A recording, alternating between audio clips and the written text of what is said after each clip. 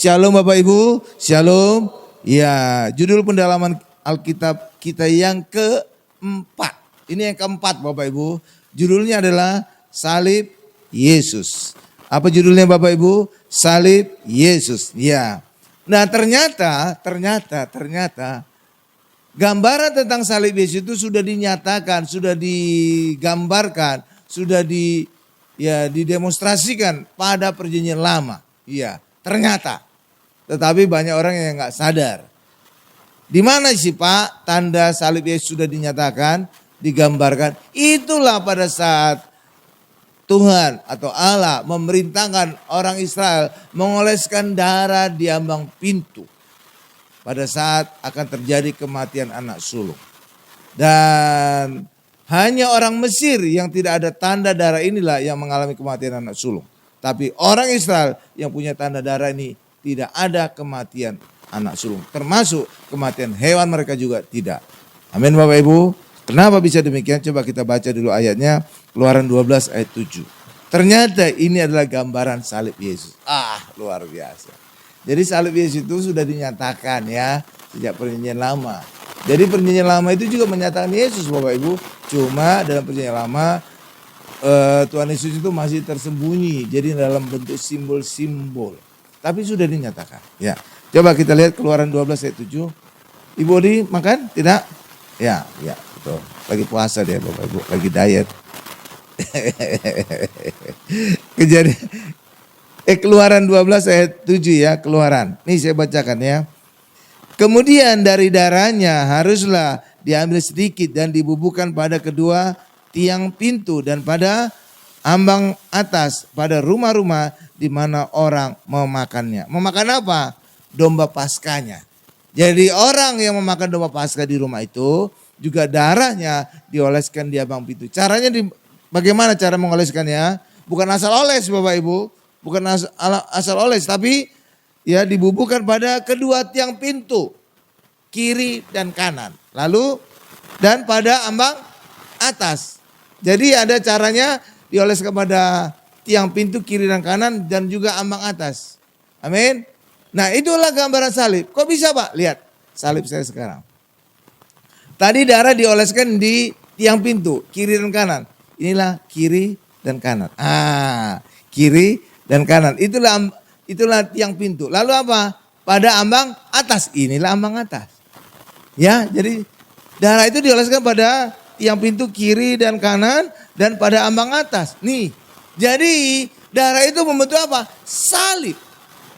Jadi gambaran salib dioleskan pada ambang pintu orang Israel. Dan hasilnya tidak ada kematian anak sulung pada rumah-rumah orang Israel. Kenapa bisa demikian? Karena itu adalah lambang salib Yesus. Lambangnya saja bisa mencegah orang Israel mengalami kematian anak sulung manusia dan anak sulung hewan. Kenapa? Karena ada tanda darah salib. Ini artinya terjadi penebusan pada rumah-rumah orang Israel. Makanya tidak ada kematian. Sedangkan rumah orang Mesir tidak ada tanda darah ini. Maka apa? Mereka harus membayar dengan kematian anak sulungnya. Paham Bapak Ibu? Tuh. Jadi kalau lambang salib Yesus saja sudah demikian berkuasa bisa mencegah kematian anak sulung. Apalagi hari ini kita menerima darah Yesus. Maka saudara akan mengalami bebas kematian. Semua kita, bukan hanya anak sulung. Semua kita bebas kematian yang kekal. Amin. Tuh, luar biasa kan? Iya, luar biasa Bapak Ibu. Bahkan Bapak Ibu juga perlu tahu. Pada saat bangsa Israel berjalan di padang gurun, mereka kan ada perkemahan kan. Kalau saudara lihat ada perkemahan, gambar-gambar perkemahan orang Israel. Saudara tahu bentuknya gambar apa? Salib. Salib. Iya salib Bapak Ibu. Luar biasa kan? Iya salib. Jadi luar biasa sekali. Jadi sejak perjanjian lama juga gambaran salib ini sudah ada. Iya tanda darah di ambang pintu. Itu juga perkemahan orang Israel di padang gurun berbentuk salib. Itulah sebabnya Bileam ya yang akan mengutuki bangsa Israel atas bayaran ya Balak. Si Balak Bapak Ibu. Bukan kartu ya. Balak Bapak Ibu. Tidak bisa. Justru bangsa Israel diberkati. Ya men? Iya, bagi kita juga hari ini Saudara tidak mempan dikutuk orang. Saudara tidak mempan juga disantet pelet. Iya, ini maaf kata bisa saya katakan, ini nggak tertulis sebenarnya Bapak Ibu ya, bahwa dukun-dukun sebenarnya takut menyantet orang Kristen. Kenapa? Karena akan bisa berbalik ke dirinya. Yang berbalik ke dirinya, iya Bapak Ibu. Ya tapi syaratnya orang Kristen juga harus benar-benar bersih. Tidak ada nyimpan jimat-jimat di tali pinggang, di dompet atau dimanapun di tubuhnya. Ya, ya kalau seandainya kita masih nyimpan jimat, ketika setan akan kita usir, barang saya juga ada di badan kamu. Gitu. Saudara malah diledekin, mau ngusir saya. Lah, jimat saya juga ada di tubuh kamu. Gitu loh Bapak Ibu. Makanya orang Kristen harus benar-benar bersih. Baru apapun santet pelet tidak mempan bagi saudara. Amin. Luar biasa kan? Jadi salib Yesus itu sudah tergambar sejak perjanjian lama ya. Nah, Yesus matinya disalib. Benar kan Bapak Ibu ya? Padahal, saudara perlu tahu, kematian yang lazim di Israel adalah dilempari batu atau dirajam batu. Dan itu terbukti Stefanus matinya dirajam batu. Ya kan Bapak Ibu ya? Lalu seorang wanita yang tertangkap basah berzina akan dirajam dengan batu kan. Tetapi Tuhan Yesus berkata, barang siapa di antara kamu yang merasa tidak berdosa, dialah yang pertama melempari dia dengan batu. Ada yang lempar? Enggak ada. Artinya apa? Mereka semua itu orang berdosa. Iya, kalau saudara baca teliti lagi ayatnya itu ya, kisahnya. Saudara tahu, dimulai dari yang paling tua. Iya, jadi orang paling tua dia merasa saya ini lebih berdosa dari semuanya. Tapi sesama orang berdosa, jarinya menunjuk kepada si wanita tadi, hukum mati dia, itu kan? Padahal sesama orang berdosa, itulah terlihat munafiknya. Amin Bapak Ibu, amin. Ya bagi kita juga, ya janganlah kita menjelek-jelekan orang lain ya. Ya diri kita juga masih banyak kekurangan. Ya ada kata peribahasa, 1 jari menunjuk orang lain, 3 jari menunjuk ke kita. Iya kan? Ya amin Bapak Ibu ya, amin. Nah kembali kepada tadi. Jadi hukuman mati yang lazim di Israel itu apa? Lempari batu.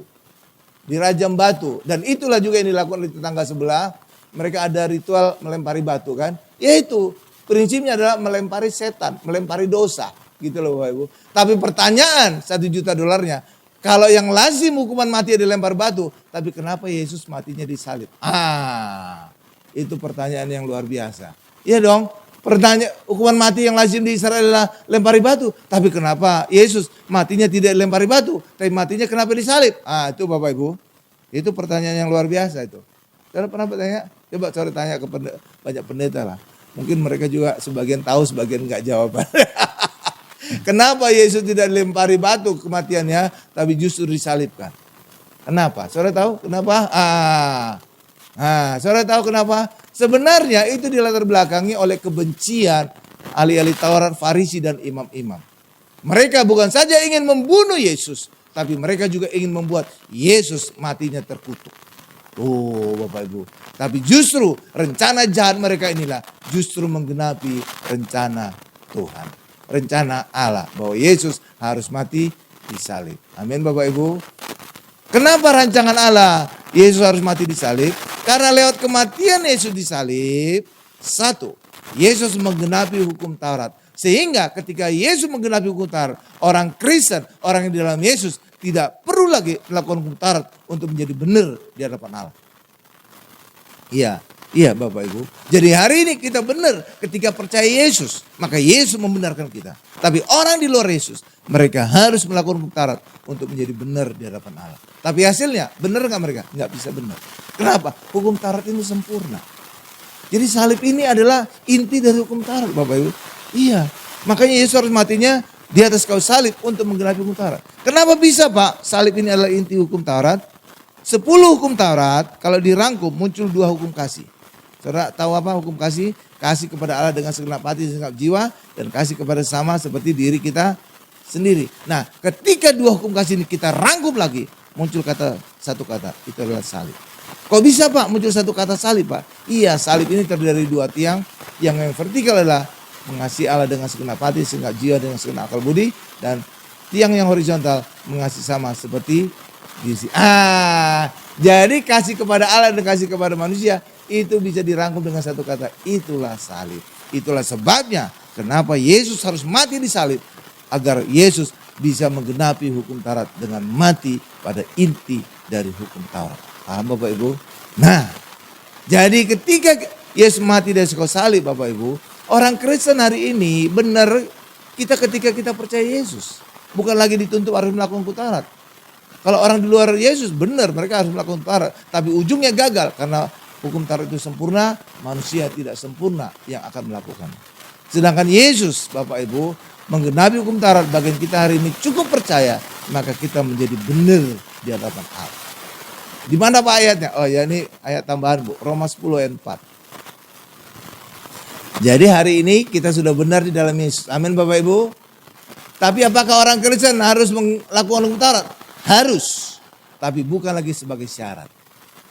Tapi sebagai buah. Jadi ketika orang di luar Yesus, mereka harus melakukan hukum Taurat. Itu sebagai syarat. Jangan berzina, jangan membunuh, jangan mencuri. Agar mereka benar di hadapan Allah. Sedangkan orang Kristen, karena sudah benar di dalam Yesus, maka hendaklah kita jangan mencuri, hendaklah kita jangan membunuh, hendaklah kita jangan berzina. Jadi buah, bukan lagi syarat. Kenapa bukan lagi syarat? Karena kita sudah dibenarkan oleh Yesus. Amin Bapak Ibu. Tapi kalau orang lain, mereka belum ada yang benarkan, maka mereka harus melakukan hukum Taurat agar benar di hadapan Allah. Karena itulah hukum Taurat menjadi syarat bagi mereka. Tapi bagi orang Kristen, hukum Taurat bukan lagi syarat, tapi buah.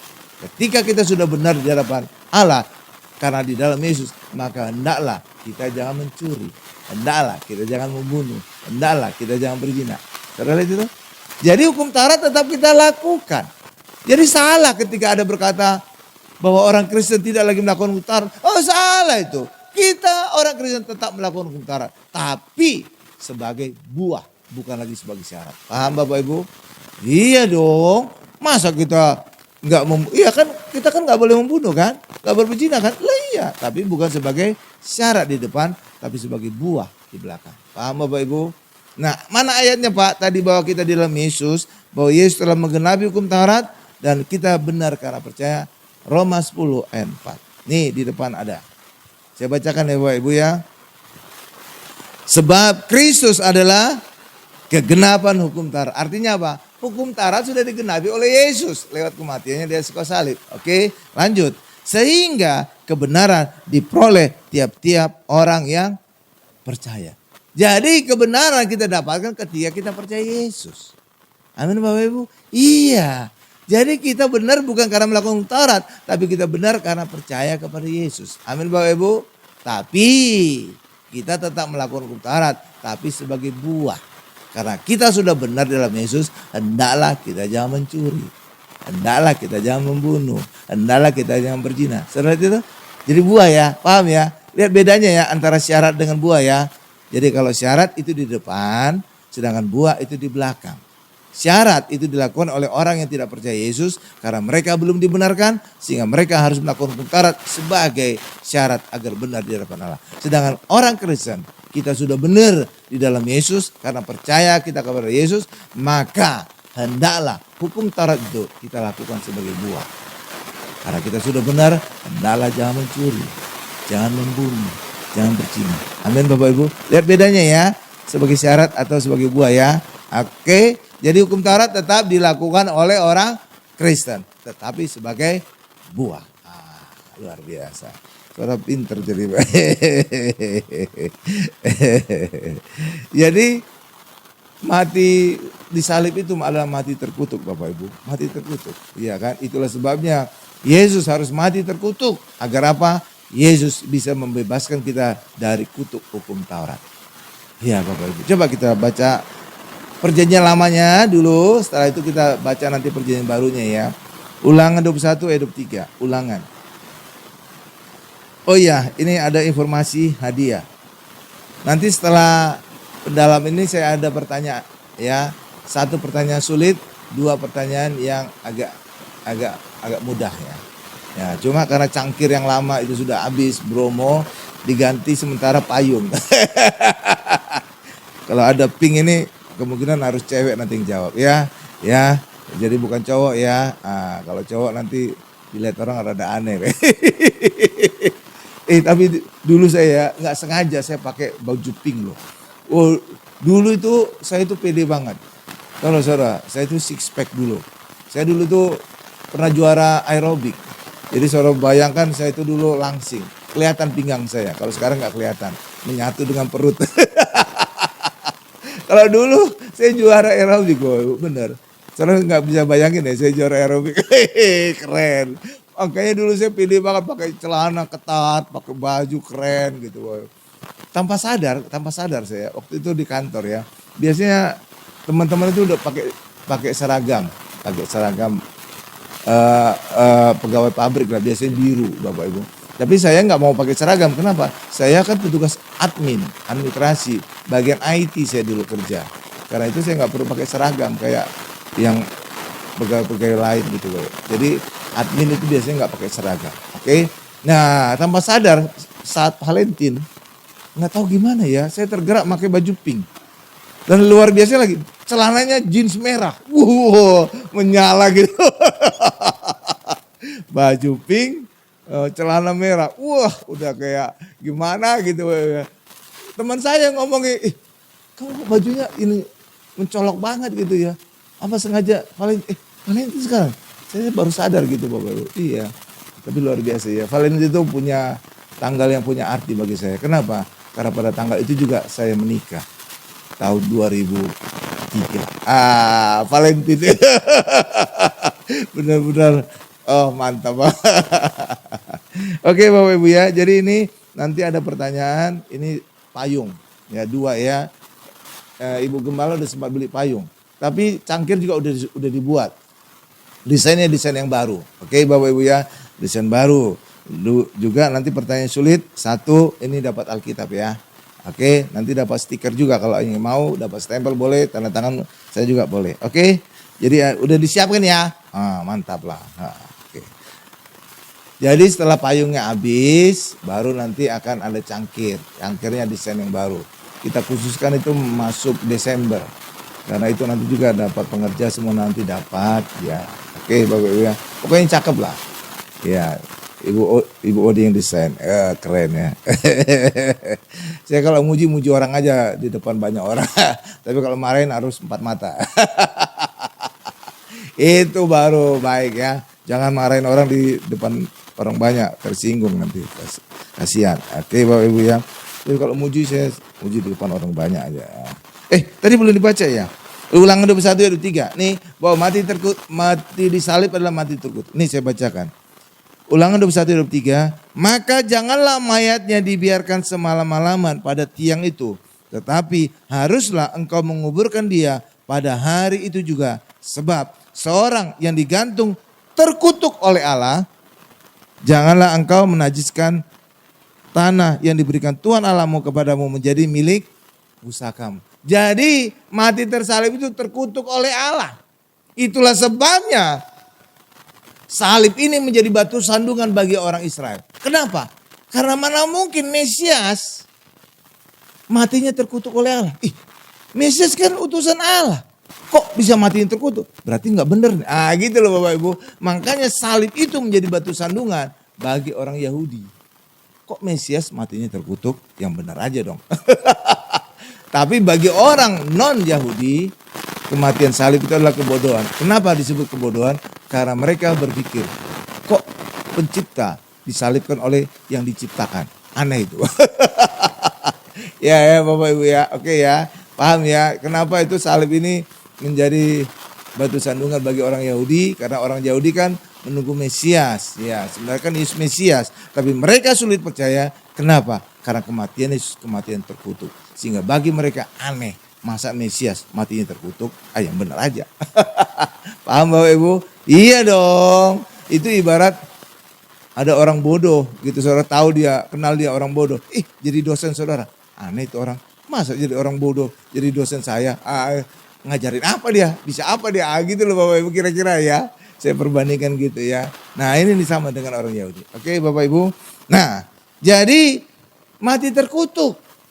Jadi sejak di dalam perjanjian lama sudah dikatakan mati tersalib adalah mati terkutuk. Dan orang Yahudi, ahli Taurat, Farisi tahu mati terkutuk adalah mati tersalib. Itulah sebabnya karena kebencian mereka kepada Yesus. Mereka bukan saja ingin membunuh Yesus, bahkan ingin membuat Yesus matinya terkutuk. Itulah sebabnya kenapa Yesus bukan mati di rajam batu, tapi matinya disalib. Karena mereka juga ingin Yesusnya mati terkutuk. Amin Bapak Ibu.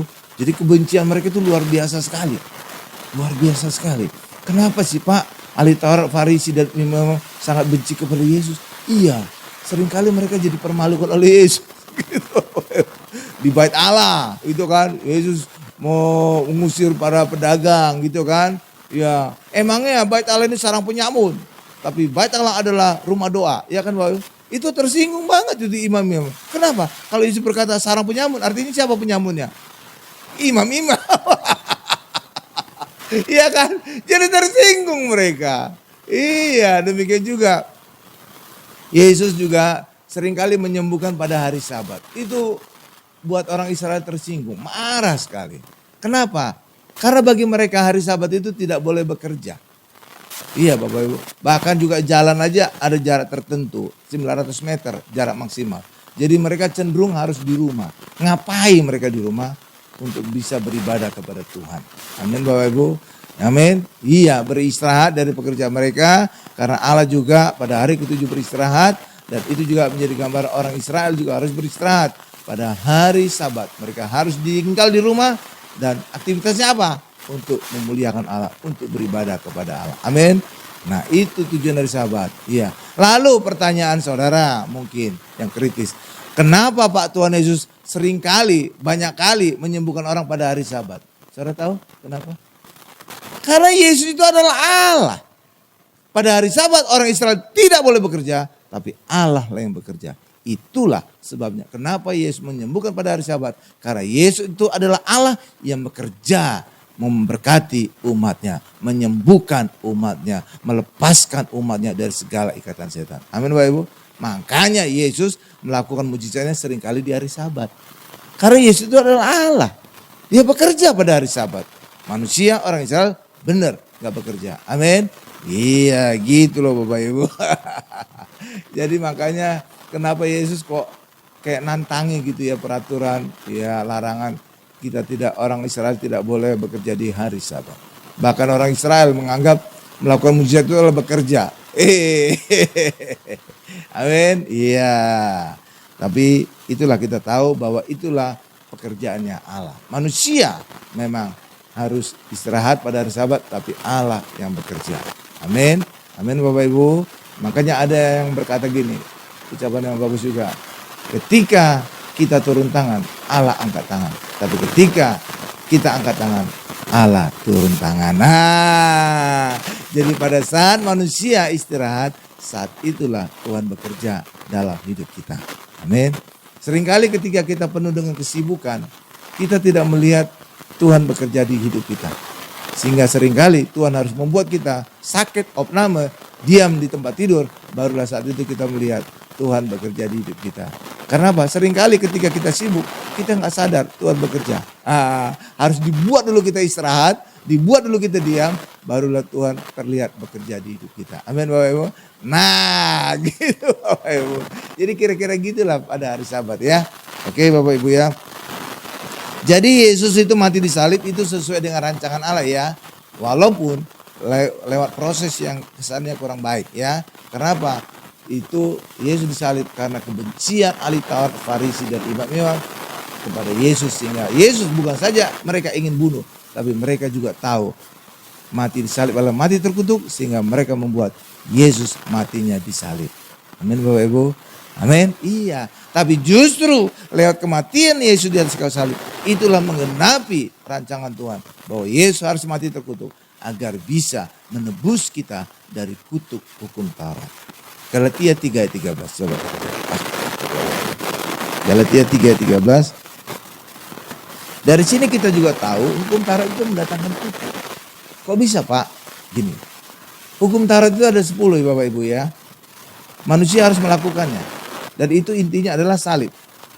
Amin Bapak Ibu. Hukum Taurat 10 dirangkum jadi dua hukum kasih kepada Allah dan kasih kepada manusia, dan dirangkum lagi menjadi salib. Itulah sebabnya salib ini sebenarnya inti hukum Taurat. Dan orang harus melakukan salib ini agar diberkati Allah. Tetapi ketika manusia gagal melakukan hukum Taurat, dan memang pasti gagal karena hukum Taurat itu sempurna, manusia tidak sempurna, maka salib ini menjadi kutuk bagi manusia.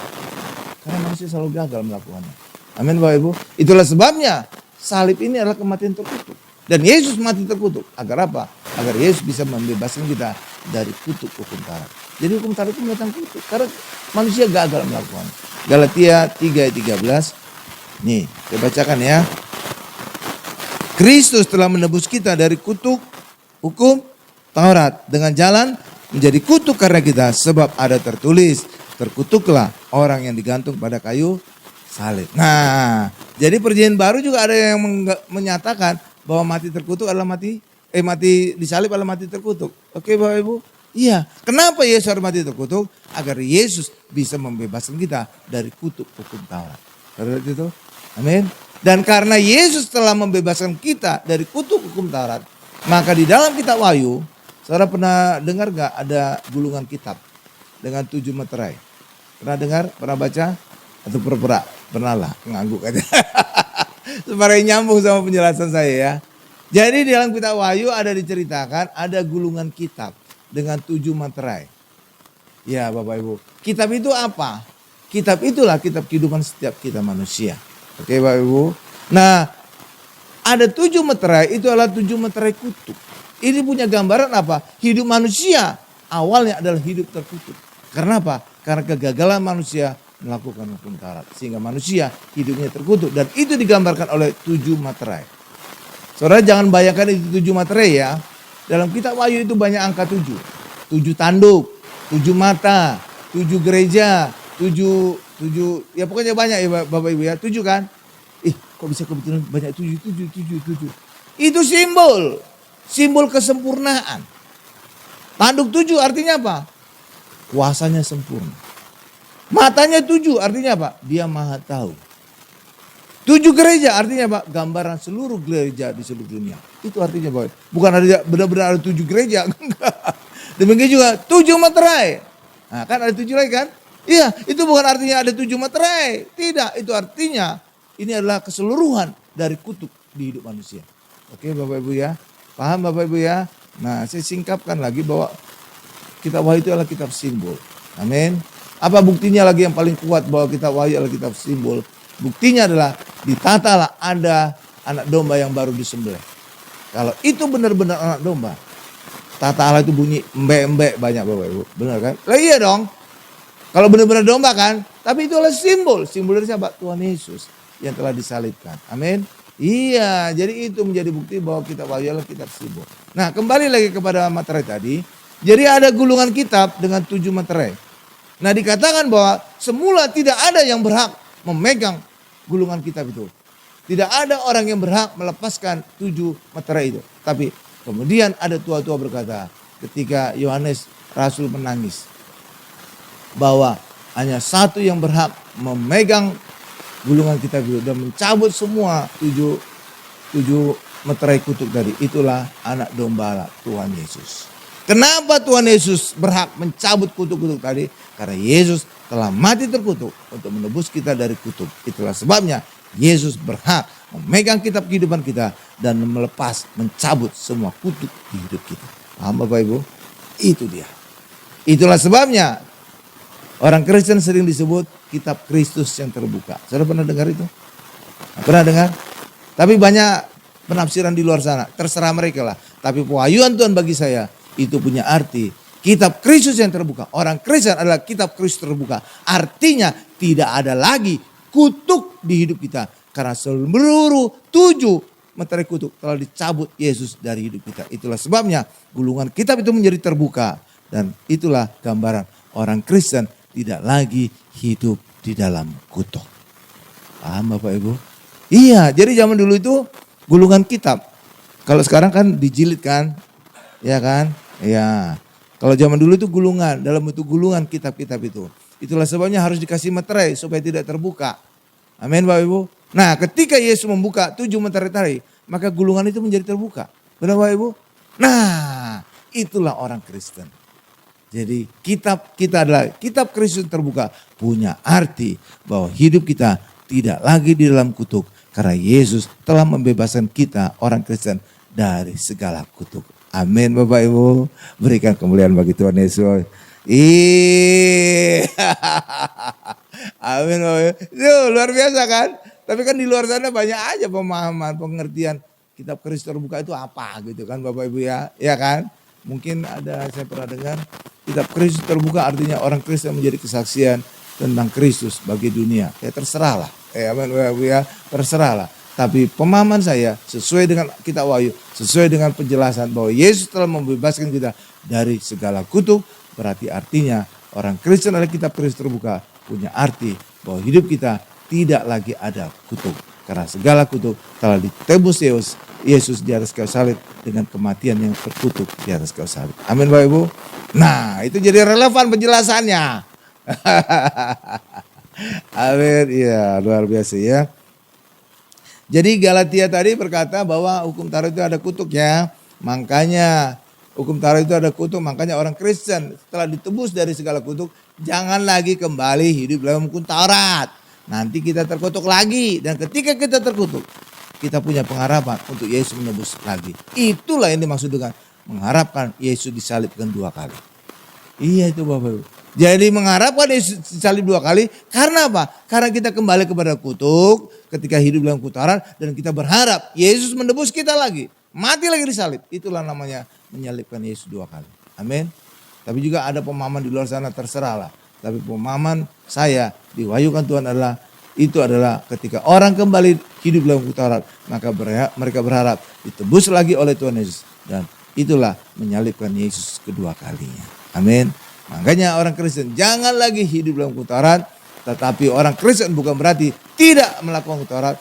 Tetap melakukan hukum Taurat. Tapi hukum Taurat kita lakukan sebagai buah. Bukan sebagai syarat. Paham Bapak Ibu? Cakep. Oke. Iya haleluya haleluya. Nah setelah Tuhan Yesus mati disalib. Salib ini menjadi kutuk lagi gak Bapak Ibu? Ya enggak dong. Orang Yesus telah menebus. Amin.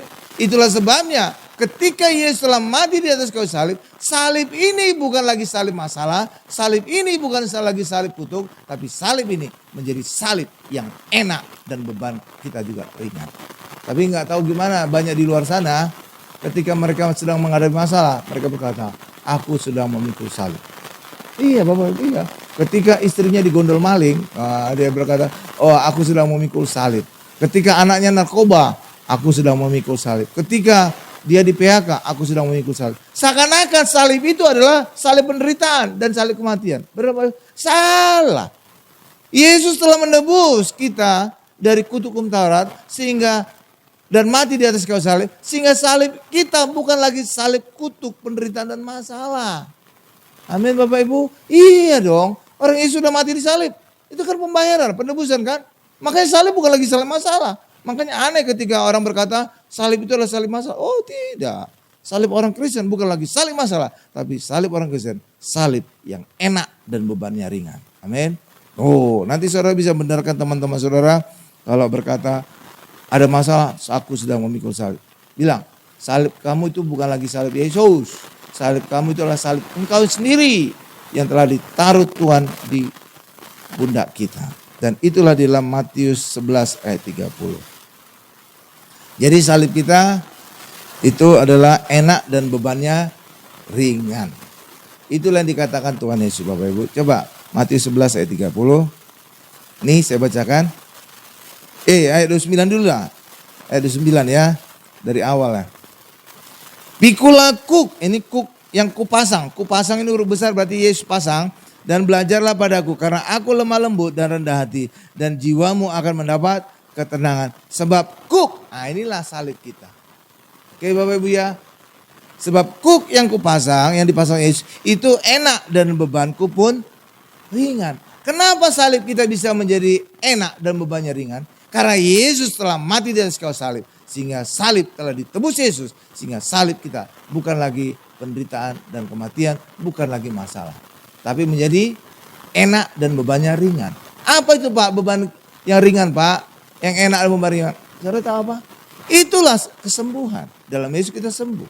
Dalam Yesus kita diberkati. Dalam Yesus kita mengalami kelemahan. Dalam Yesus kita mengalami kemenangan. Itu kan semuanya enak. Sembuhkan enak Bapak Ibu. Amin.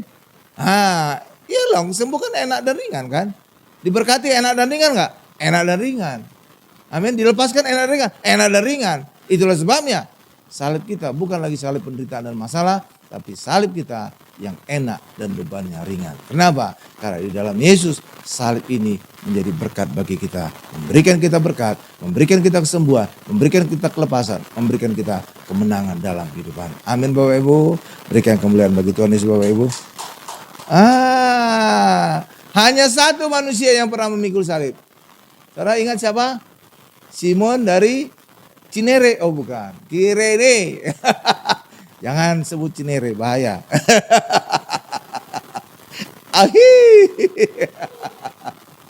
Oke Bapak Ibu ya, Kirene. Cuma dialah satu-satunya manusia yang memikul salib Yesus. Benar Bapak Ibu ya?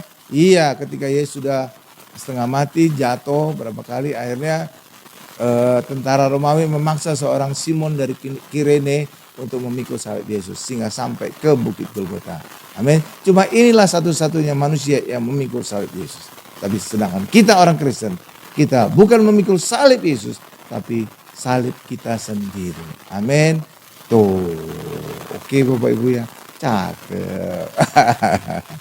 Oke. Iya, haleluya, haleluya. Jadi salib kita adalah salib kita sendiri ya Bapak Ibu ya. Oke, iya, oke. Nah, salib ini Bapak Ibu adalah bukti kebenaran Allah dan kasih Allah. Kok bisa Pak salib ini gambaran kebenaran Allah dan kasih Allah? Saya ingin tahu enggak kenapa salib ini bisa menjadi gambaran kebenaran Allah dan kasih Allah. Kebenaran Allah adalah manusia yang berdosa. Upah dosa adalah maut. Artinya orang berdosa harus mati. Itulah kebenaran harus ditegakkan.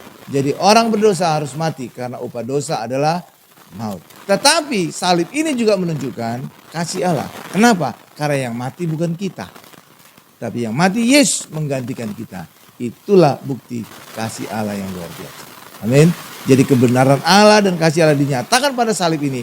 Karena pada salib inilah upah dosa adalah maut dinyatakan. Dan kasih itu dinyatakan lewat bukan kita yang mati. Tapi Yesus yang mati. Oke Bapak Ibu. Tuh. Jadi kalau saudara juga ada pernah ngobrol sama tetangga sebelah. Kok Tuhan kamu mati? Iya kalau enggak Tuhan saya mati kita yang mati bilang aja. Iya kan? Kan mereka kadang-kadang ada aja nyolot gitu. Kok Tuhan kamu mati? Lah iya kalau Tuhan saya enggak mati saya yang mati. Kamu milih mana? Tuhan yang mati atau kamu yang mati? Balikan gitu Bapak. Amin Bapak Ibu ya. Iya kan? Iyalah itu dia. Jadi itulah menjadi bukti bahwa kasih Allah luar biasa bagi kita. Kalau di luar sana nggak ada membuktikan kasih Allah yang luar biasa. Apa bukti kasih Allah? Mereka yang selalu mengalami hukuman-hukuman, ancaman-ancaman kan. Kalau kita tidak, dibuktikan kasih Allah. Buktinya apa? Bukan kita yang mati, Tuhan yang mati. Tuh. Inilah bukti konkret kasih Allah. Amin Bapak Ibu. Amin. Iya, nggak ada di luar sana yang bisa mengalahkan Yesus. Membuktikan bahwa Allah itu maha kasih kepada kita. Buktinya maha kasih. Yesus rela mati bagi kita. Kalau enggak di luar sana mereka yang harus mati kan. Mana kasih Allah yang mereka sebut-sebut. Enggak ada kan. Tapi kalau Tuhan kita terbukti kasihnya. Amin. Tuh luar biasa kan. Iya dong. Luar biasa. Jadi kasih Tuhan itu terbukti ya. Bukan kita yang mati. Tapi Tuhan yang mati menggantikan kita. Amin Bapak Ibu. Luar biasa. Oke. Haleluya. Haleluya. Nah sekarang kita pada bagian yang terakhir, indri. Oh ternyata masih banyak juga. Tulisan di salib ini sering saya lihat di Alkitab apa tulisannya? Ya, yang sering saya lihat di toko-toko rohani. Indri ya. Ya, indri artinya apa? Yesus orang Nazaret, raja orang Yahudi ya. Jadi Yesus orang Nazaret, raja orang Yahudi. Oke, itulah singkatan indri. Coba kita lihat Yohanes 19 ayat 19 sampai dengan 22. Haleluya. Ini ada singkapan ini luar biasa ya. Ya, Indri. Ya, saudara bisa nanti komentar, sebenarnya yang tepat itu bukan Indri. Nah, nanti saudara lihat ya, saya jelaskan dulu. Oh gitu coba. Kalau saudara bilang, oh gitu, berarti saudara udah ngerti. Oke. Yohanes 19 ayat 19 sampai 22 ya. Ini saya bacakan ya.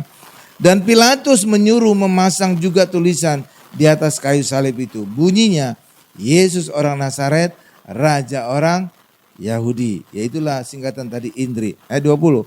Banyak orang Yahudi yang membaca tulisan itu. Sebab tempat di mana Yesus disalibkan letaknya dekat kota. Dan kata-kata itu tertulis dalam bahasa Ibrani, bahasa Latin dan bahasa Yunani. Kenapa ada 3 bahasa? Kok tidak ada bahasa Mandarin? Kok tidak ada bahasa Indonesia? Ada alasannya. Alkitab itu luar biasa. Ada alasannya. Kenapa ada 3 bahasa tadi? Tulisan di salib Yesus. Bahasa apa pertama? Ibrani. Kenapa bahasa Ibrani? Karena ini adalah daerah orang Israel. Bahasanya bahasa Ibrani. Makanya pakai bahasa Ibrani. Oke. Terus. Bahasa apa lagi?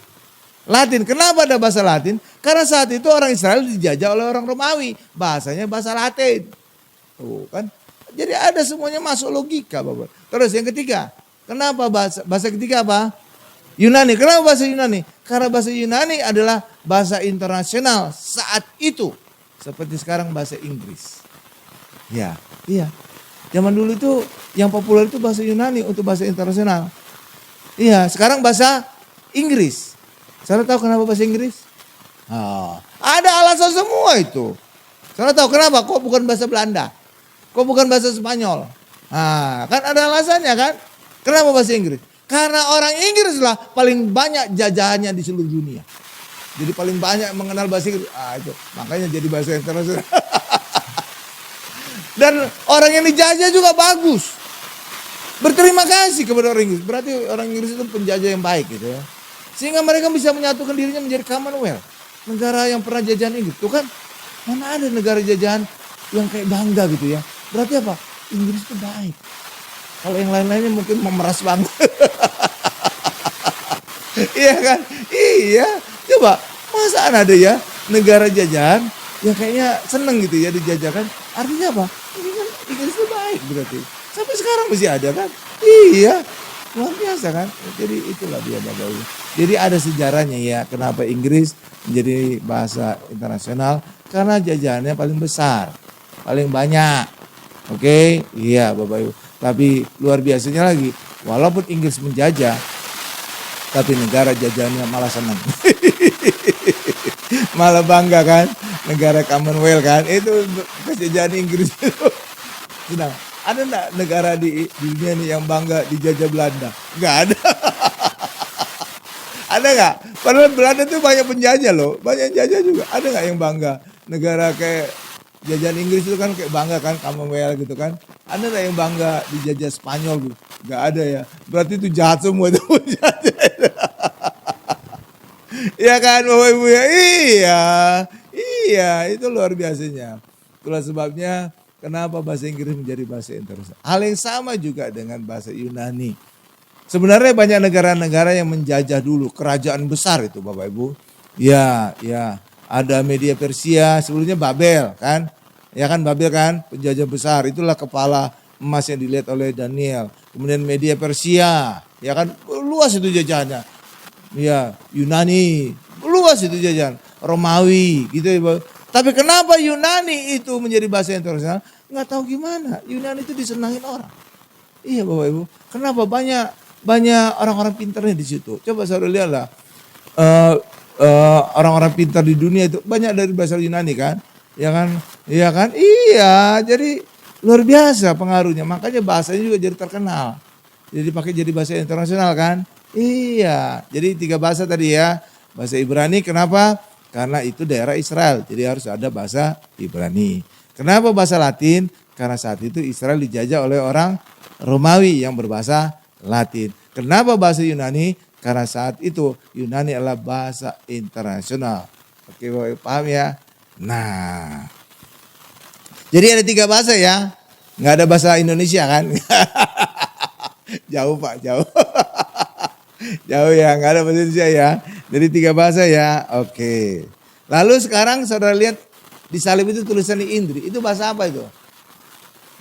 Latin. Bukan bahasa Ibrani, bukan bahasa Yunani ya. Bahasa Latin. Pertanyaan berikutnya. Kenapa bahasa Latin, Pak? Nah, saudara bisa ngejar gitu Bapak Ibu. Kan? Kenapa bahasa Latin? Saudara tahu kenapa? Karena pusat gereja dulu pernah di Romawi. Nggak tahu sampai sekarang. Ya kan di Vatikan kan? Itu orang apa? Romawi. Bahasanya Latin. Makanya tulisan Indri, tulisan di salib. Karena itu bahasa Latin. Paham Bapak Ibu? Pusat gereja dulu di Romawi. Makanya bahasa Latin Indri. Oke Bapak Ibu ya? Iya. Tapi Indri itu relatif ya nggak punya arti lah Bapak Ibu. Ya bisa dikatakan demikian. Nah. Yang punya arti sebenarnya adalah dalam bahasa Ibrani. Apa singkatan Indri bahasa Latin ini dalam bahasa Ibrani? Saudara tahu apa? YHWH.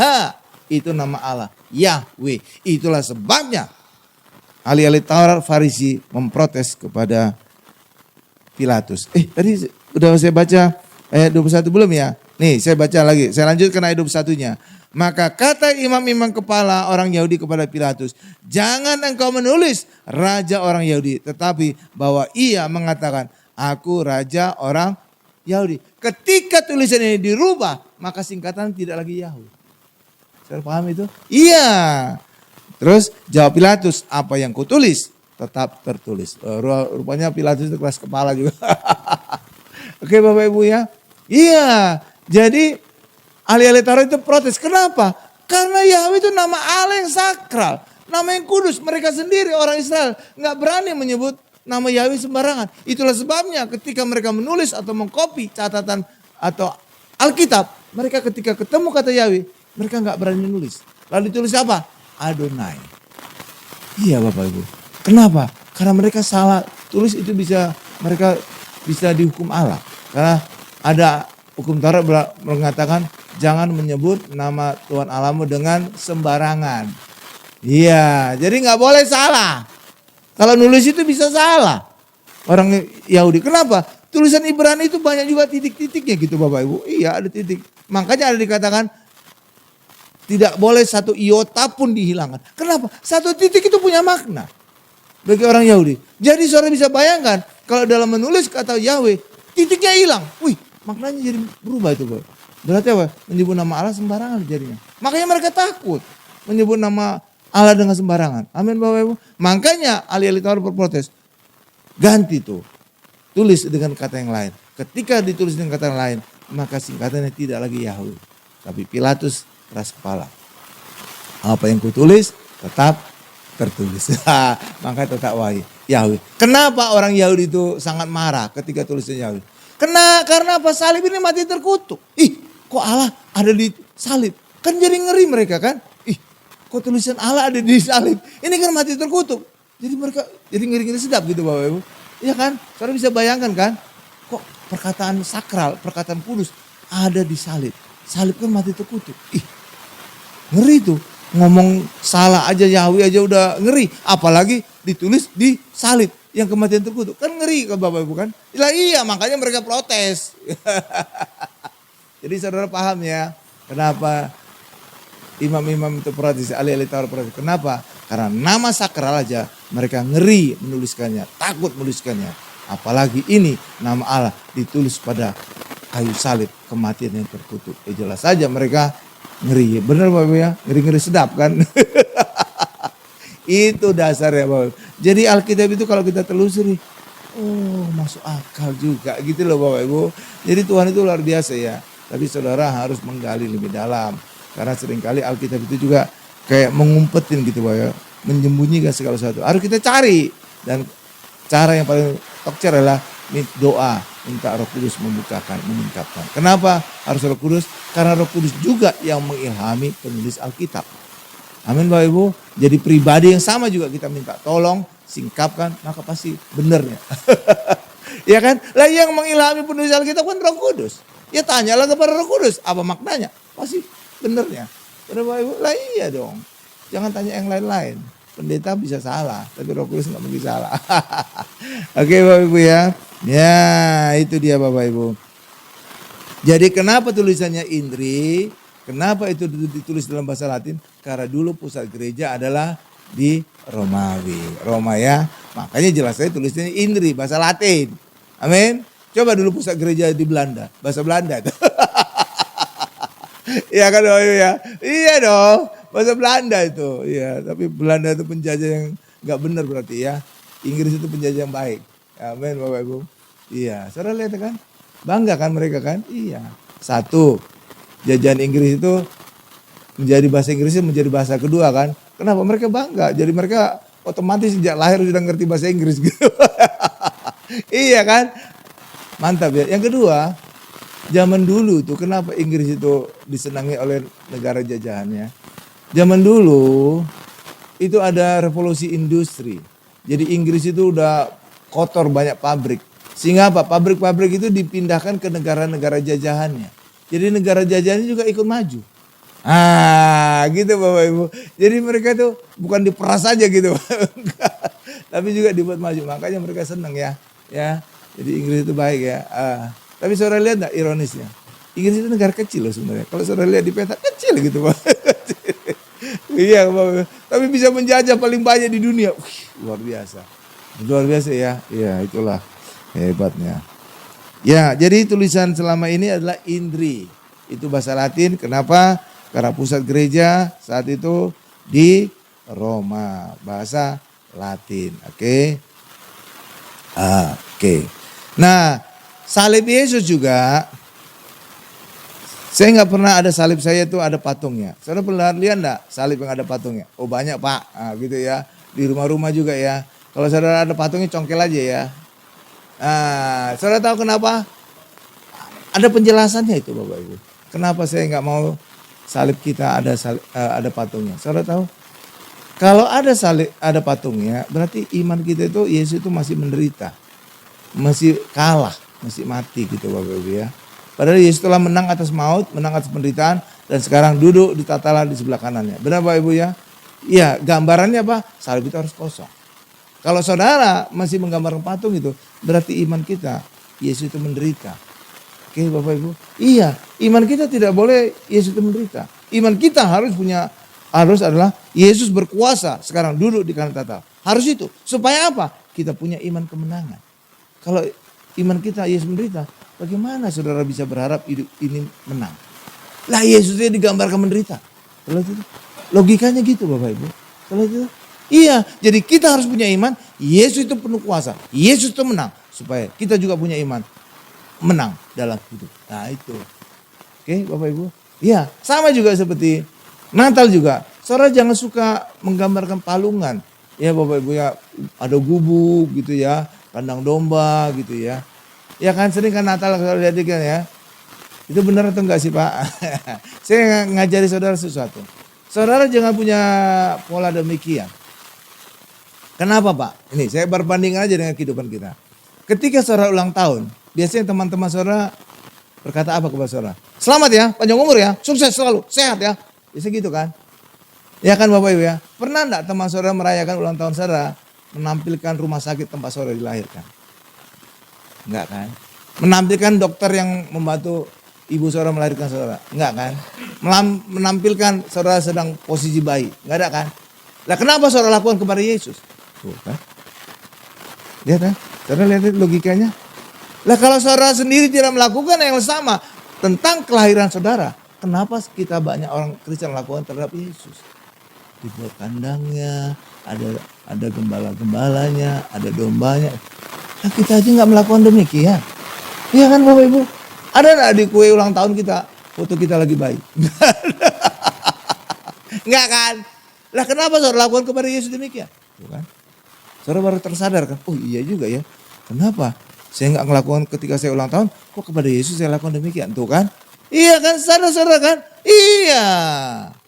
Makanya kekristenan itu logis gitu Bapak Ibu ya, logis. Makanya jangan kita pada saat Natal juga ada kandang dombanya. Karena ketika kita menggambarkan Yesus ada kandang dombanya, maka iman kita selalu berpikiran Yesus itu bayi. Bayi itu tidak bisa apa-apa, tidak ada kuasa. Benar kan Bapak Ibu? Maka ketika saudara iman Yesus selalu baik, saudara tidak akan punya iman sebagai pemenang. Berarti itu sama seperti salib tadi. Ketika saudara masih menggambarkan salib dengan patungnya, itu sama dengan menggambarkan Natal ada kandang dombanya. Maka saudara tidak akan punya iman sebagai pemenang. Berarti itu, lah iya dong. Iya kan Bapak Ibu ya, bahwa iman ada kuasanya. Yesus yang duduk di tata Allah, itulah yang punya kuasa. Itulah yang kita imani. Maka hidup kita akan selalu berkemenangan. Amin. Iya, makanya zaman dulu juga ada pada masa Natal sedang ada bom gitu. Saudara pernah kepikiran, kenapa ya pada saat Natal? Hah? Saudara pernah bertanya-tanya? Karena pada saat Natal, iman banyak orang Kristen jeblok. Karena mereka selalu melihat Yesus sebagai bayi. Bayi itu tidak ada iman kemenangan. Amin Bapak Ibu. Oh iya juga ya. Gitu. Jadi saya ingin mengajak kita berpikir logis. Iya ya, Tuhan harus kita imani adalah Tuhan yang perkasa. Tuhan yang luar biasa. Maka saudara bisa menggantungkan iman saudara. Saudara bisa berharap kesembuhan. Saudara bisa berharap berkat. Saudara bisa berharap kemenangan dalam kehidupan. Tapi kalau iman saudara selalu melihat Yesus yang menderita. Selalu melihat Yesus sebagai baik. Saudara gak punya iman pemenang. Amin Bapak Ibu. Oh iya juga ya. Gitu. Keren ya. Keren ya. Inilah gunanya pendalaman Alkitab. Supaya saudara terbuka mata. Oh iya benar. Iya kan? Iya kan Bapak Ibu ya? Iya. Karena itulah bagi kita hari ini. Mari. Iman kita harus iman pemenang. Tuhan Yesus bukan lagi menderita. Tuhan Yesus bukan lagi mati. Tuhan Yesus bukan lagi baik. Tapi Tuhan Yesus sekarang duduk di tata Allah. Dan kita punya iman. Kita menjadi pemenang. Karena apa? Ketika Yesus adalah yang berkuasa. Maka kita akan selalu berkemenangan dalam kehidupan. Amin Bapak Ibu. Yes, gitu dong. Jadi Tuhan Yesus disalib di bukit Golgota. Golgota ya Bapak Ibu ya.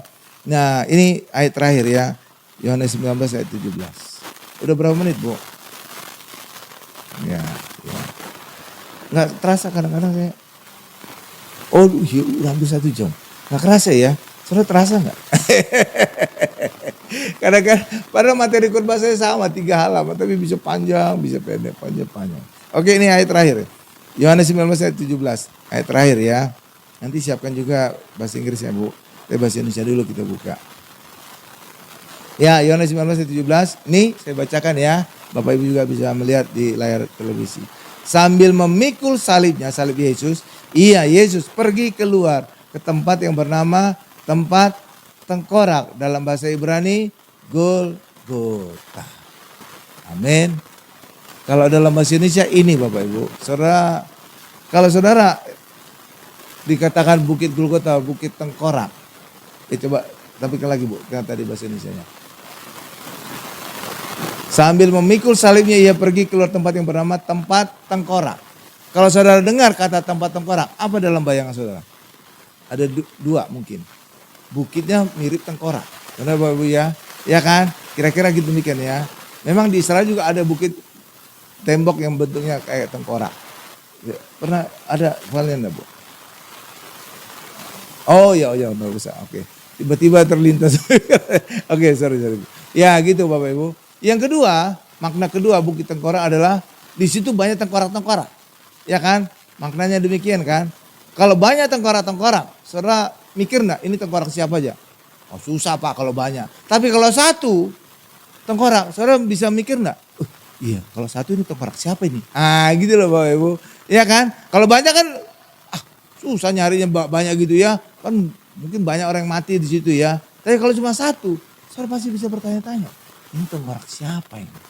Oke Bapak Ibu. Nah inilah yang saya ajak sekarang saudara melihat ayat ini. Ada singkapan bahwa ini bukan hanya sekedar bukit tengkorak. Tapi bukit sebuah tengkorak. Dan itu jelas terlihat dalam bahasa Inggris. Coba silakan Bu. Gitu Bapak Ibu. Supaya saudara semakin saya ajak.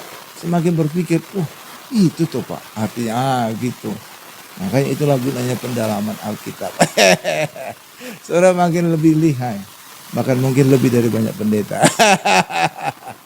Iya coba saudara tanya aja kalau nggak percaya. Tanya Pak pendeta. Bukit tengkorak itu artinya apa? Coba saudara tanya. Tes aja tes.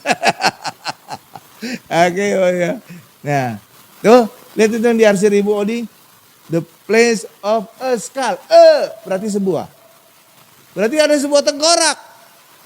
Lalu kalau sebuah, disitulah saudara akan bisa ngejar lagi. Tengkorak siapa ini? Sebuah. Benar Bapak Ibu? Saudara tahu itu? Itulah tengkorak Goliat.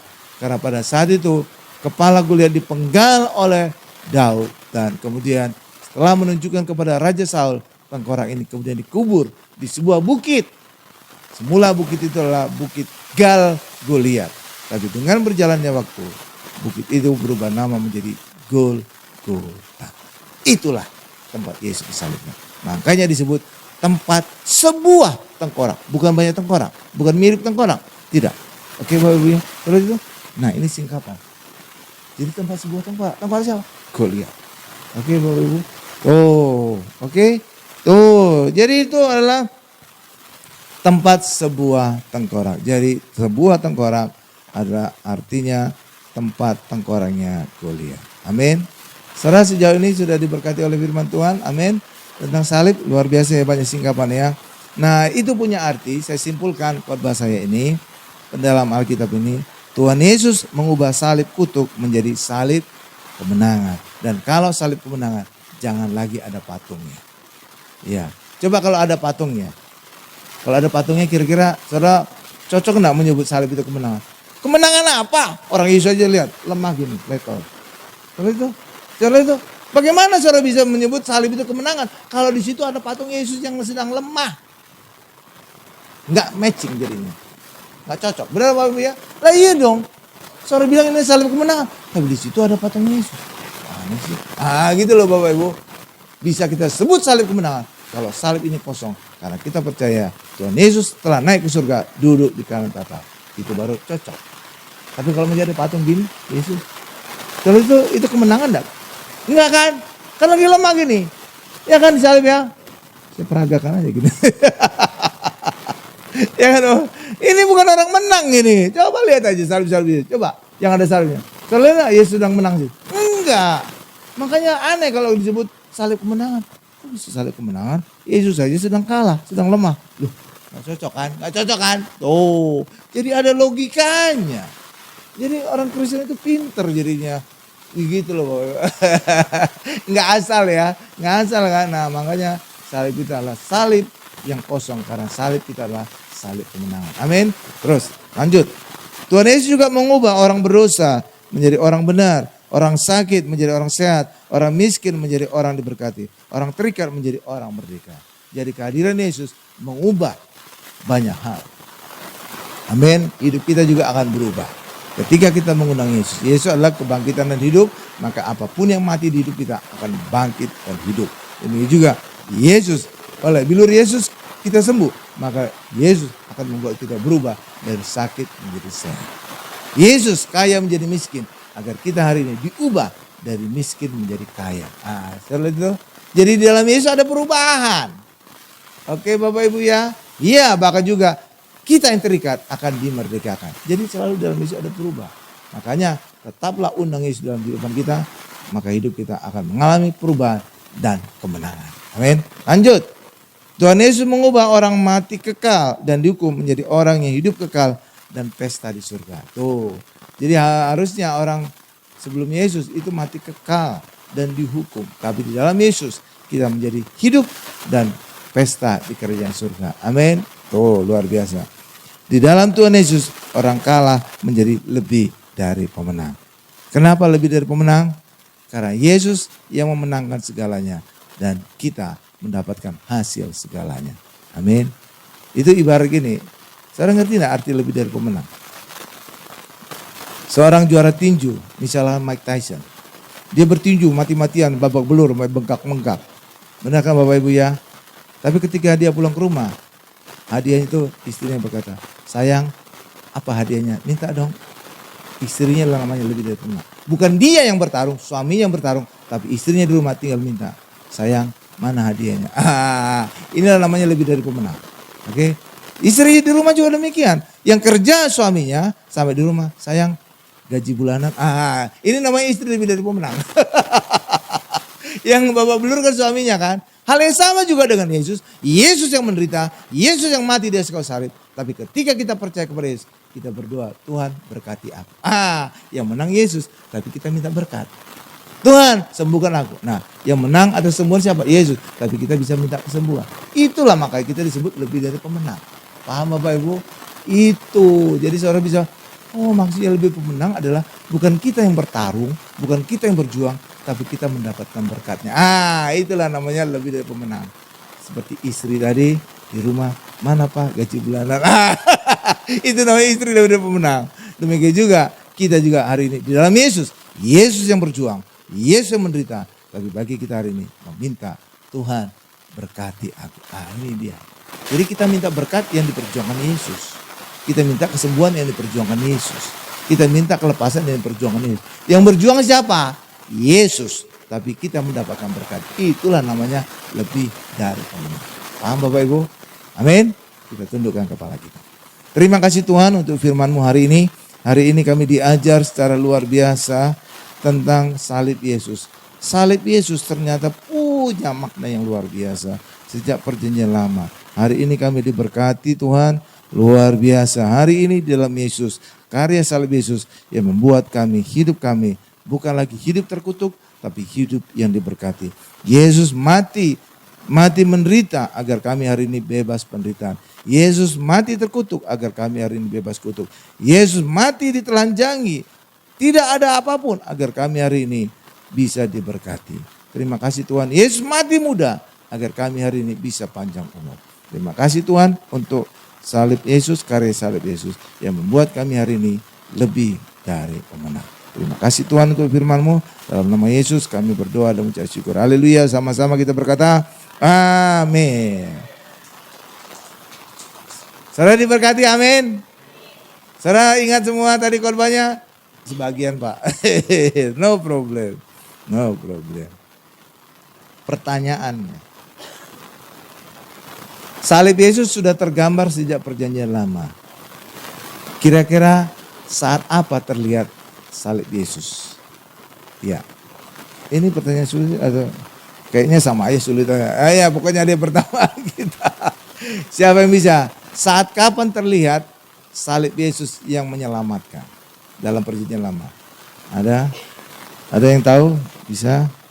Nah, kalau saudara ingin catatan khotbah ya, nanti tinggal minta ke Ibu Odi ya. Tinggal ditransfer. Karena apa? Saya selalu punya file khotbah saya kirim ke Ibu Odi ke handphonenya. Jadi kalau saudara ingin catatan khotbah tadi, tinggal minta ke Ibu Odi. Ibu Odi nanti akan share ke handphone saudara ya. Oke Bapak Ibu ya. Nah, jadi salib Yesus sudah terlihat sejak perjanjian lama. Pada saat apa terlihat salib Yesus yang menyelamatkan? Ada yang ingat? Ya siapa? Ibu Lydia nggak apa-apa, Ibu Lydia. Ya nggak apa-apa. Dapat payung pink. Nah, jadi harus ada satu cewek yang jawab. Ya, saat kapan salib Yesus terlihat yang menyelamatkan?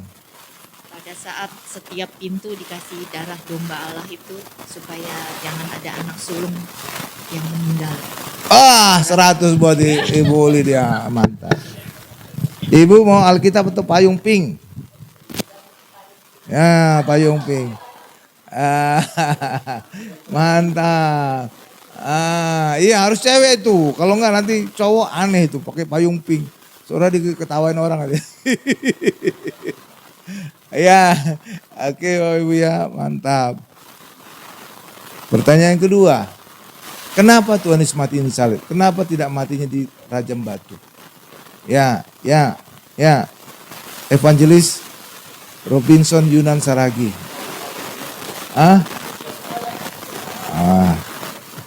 Atau ada yang jemaat enggak? Ya tanya dulu jemaat. Jadi jemaat prioritas pertama. Ada yang mau jawab? Ada yang jemaat? Kalau jemaat enggak ada baru. Enggak ada?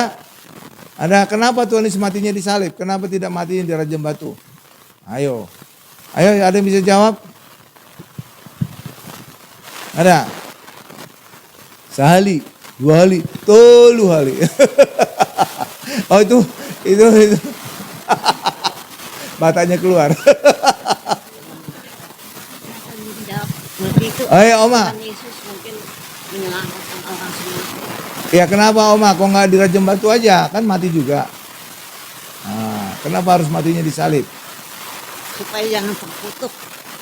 Nah, terus sedikit lagi Oma, sedikit lagi. Ya, sedikit lagi. Yesus disalib karena Yesus harus mati terkutuk agar bisa menebus kita dari kutuk. Oke ya, ya dianggap benar lah. Oke. Mantap Oma. Oma kan perlu payung ya. Payung.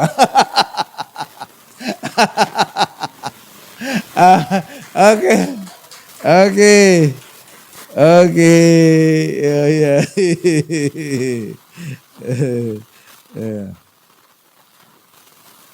Ya, sekarang pertanyaan yang rada sulit lah. Tulisan di salib Indri. Ya. Apa arti Indri dan kenapa dalam bahasa Latin? Nah, itu pertanyaan kira-kira dua lah digabung. Tulisannya Indri, ya kan Indri kan? Ada yang tahu? Indri artinya apa? Dan Yesus itu raja orang Yahudi. kurang Indri. lengkap. Sedikit lagi Pak. Cuma itu yang saya tahu. Ya udahlah. Ya sedikit lagi Pak. Ini pertanyaan sulit soalnya. Inilah raja orang Yahudi. Lengkapnya adalah Yesus orang Yesus Nazaret, raja orang Yahudi. Terus itu bahasa Latin. Kenapa bahasa Latin? Jadi ada dua pertanyaan. Kenapa? Hadiahnya karena- besar Alkitab. Gitu loh. Karena pada waktu itu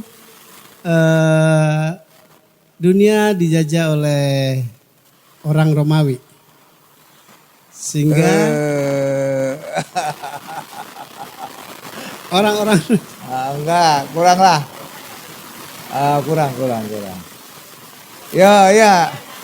Ya. pusat gereja ada di Romawi. Coba sekali ulangi Pak. Dari awal tadi jawabannya. Ya, supaya komplit. Ya, kenapa? Ya, apa tulisan di salib? Artinya apa? Dan kenapa ditulis dalam bahasa Latin? Ya, terus coba Bapak jawab. Yesus adalah raja orang Yahudi. Enggak lengkap. Tadi udah pernah lengkap. Yesus orang Nazaret adalah orang Yahudi gitu.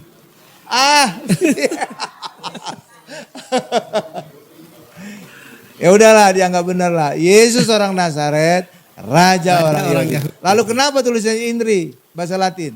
Karena pusat gereja ada di Roma. Betul. 100. Buat siapa namanya Pak? Beni. Iya, Beni Kaharman. Oh bukan, itu politikus ya. Iya. Ya, Tuhan berkati Pak Beni. Alkitab pindah tangan ke Pak Beni.